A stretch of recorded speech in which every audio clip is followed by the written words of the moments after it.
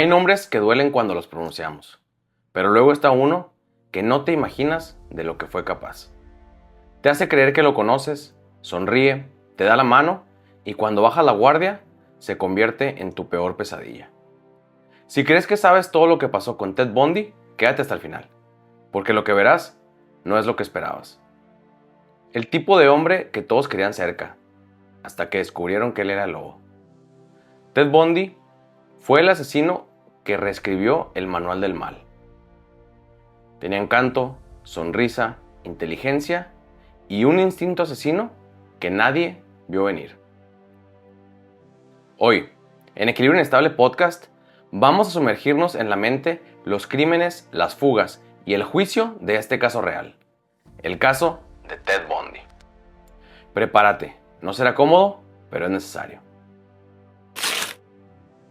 Y antes de comenzar, si te gustan estas historias donde analizamos el crimen real, la mente detrás del horror y sus consecuencias, te invito a suscribirte, dejar tu like y activar la campanita. Tu apoyo nos permite seguir contando estos casos con profundidad y respeto. Y ahora sí, vamos a darle.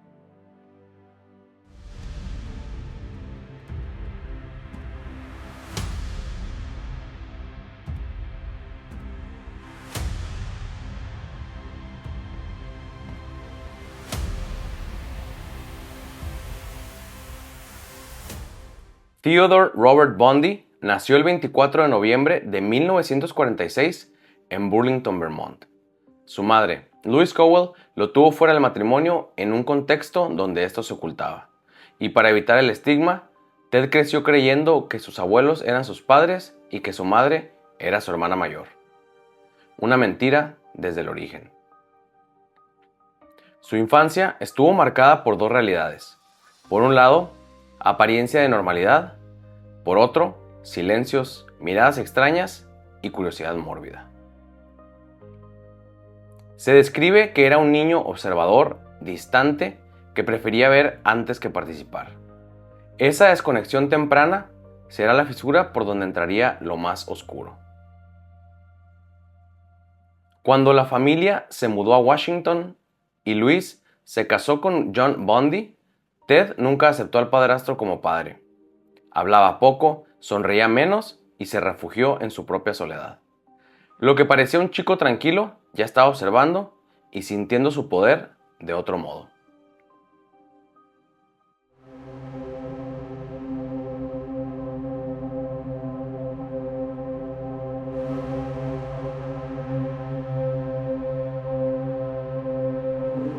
En la universidad, Ted Bundy lo tenía todo. Parecía brillante, participativo y carismático. Estudió psicología, trabajó en una línea de ayuda para crisis, se relacionó con personas de clase media alta, tenía novia y parecía rumbo al éxito. Pero dentro de él germinaba otra vida. Porque mientras colaboraba, sonreía y se adaptaba, cometía pequeños robos, mentía y fomentaba en sí una sensación de poder. Cuando su relación con Stephanie Brooks, una joven sofisticada que lo dejó al considerarlo inmaduro, se rompió, algo en él cambió. Esa herida se transformó en obsesión. Las mujeres con el mismo tipo físico de ella, cabello largo, partidura en medio, se convirtieron en sus presas. Era la venganza disfrazada de deseo.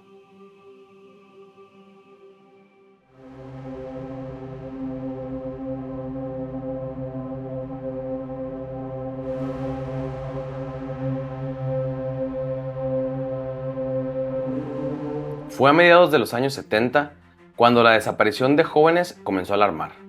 Mujeres universitarias, delgadas, de cabello castaño con partidura al centro, desaparecían sin dejar rastro.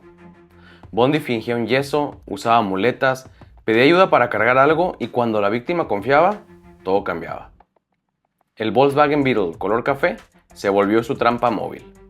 Solo bastaba un momento de cercanía y luego el silencio. Mientras tanto, Ted seguía con clases, actividades sociales y todo como si nada ocurriera. El contraste entre la fachada y la realidad era su arma más letal.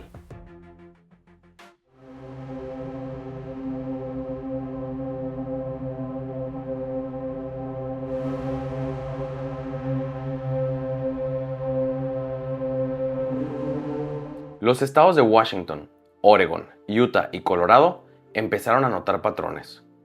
Mujeres desaparecidas que coincidían con un hombre atractivo, con un auto afuera y usando muletas.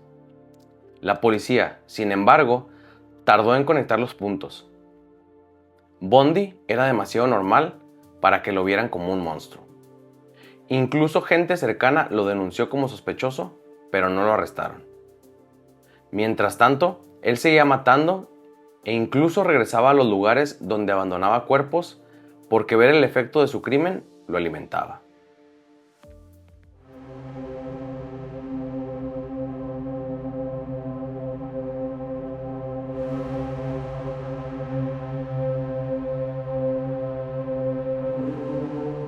En 1975, Bundy fue detenido tras un registro de su auto. Linternas, esposa, palanca, máscara, eran objetos que no pudo explicar. Fue vinculado a varios secuestros, pero aún faltaba lo peor. En 1977, durante su juicio por secuestro en Aspen, Colorado, Bundy estaba detenido temporalmente en la biblioteca del condado de Pitkin, donde podía trabajar siendo supervisado. Y fue ahí donde saltó por una ventana y se fugó, permaneciendo libre 6 días antes de ser recapturado. Meses después, se fugó de nuevo. Por el tejado, seguridad rota, parecía un ejercicio de audacia cruel. Mientras todos lo buscaban, él seguía matando. Control total, sin justicia detrás.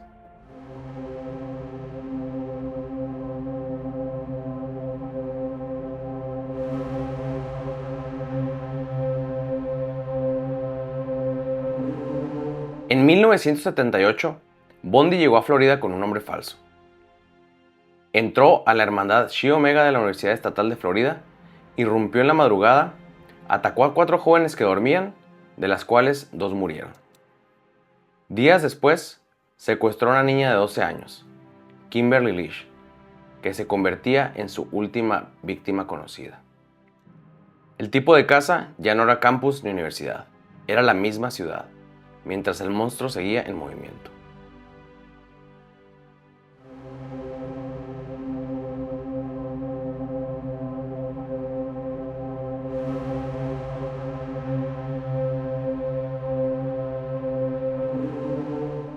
Fue detenido durante un control de tránsito en Florida. Intentó hacerse pasar por otra persona, pero la acumulación de pruebas era abrumadora. Fibras, testimonios, modus operandi. El encanto se quedó sin efecto. Durante el juicio, Bundy decidió defenderse a sí mismo. Estudió leyes en prisión de manera autodidacta para poder interrogar testigos, presentar argumentos y controlar su narrativa ante el jurado. Se convirtió en protagonista de su propia caída.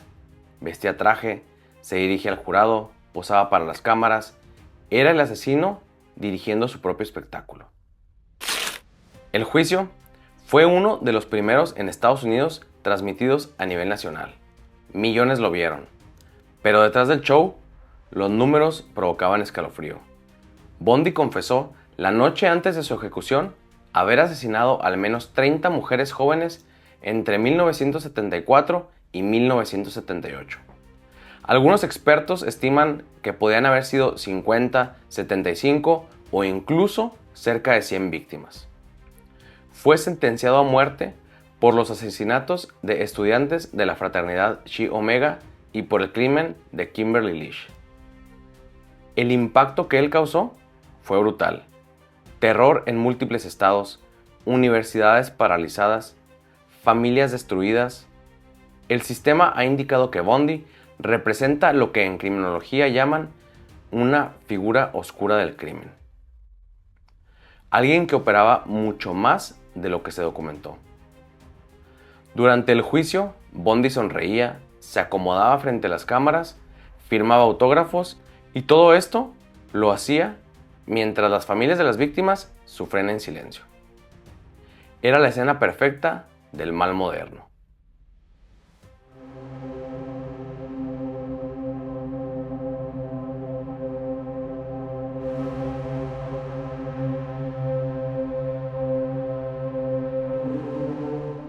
A diferencia de muchos asesinos, Bundy no rompió del todo con la realidad. Él sabía lo que hacía. Tenía un trastorno antisocial de la personalidad, fuerte narcisismo y falta total de empatía.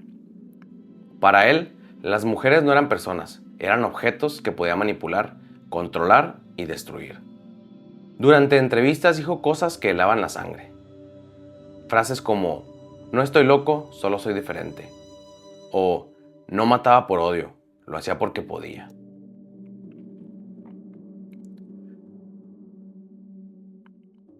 Su estudio autodidacta de leyes le permitió defenderse a sí mismo en el juicio, interrogar testigos y manipular la narrativa. Se convertía en investigador de su propio crimen. Retornaba al lugar, miraba los restos, olía el poder y nadie lo detuvo a tiempo. El 24 de enero de 1989, Ted Bundy fue ejecutado en la silla eléctrica en la prisión estatal de Florida. Tenía 42 años. Afuera, cientos de personas se reunieron desde la madrugada con carteles y pancartas. Cuando se confirmó su muerte, se escucharon gritos. Burn, Bundy, burn. Porque querían verlo freírse en la silla eléctrica. Era la justicia mezclada con catarsis y morbo. El fin del encantador y el principio del mito.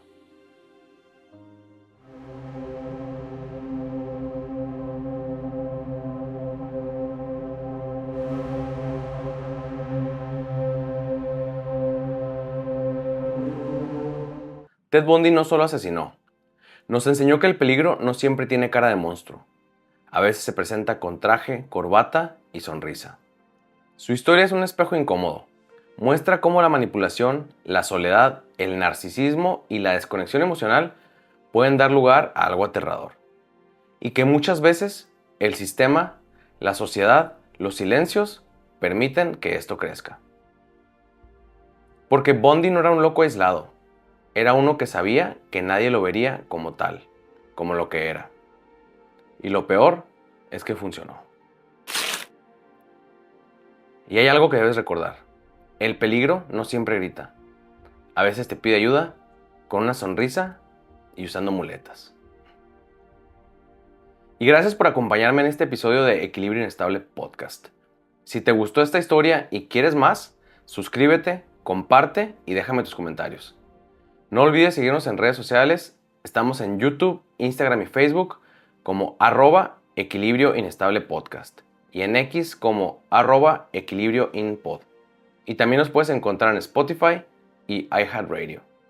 Yo soy Carlos y recuerda, entender la oscuridad humana también es una forma de no repetirla. Hasta luego.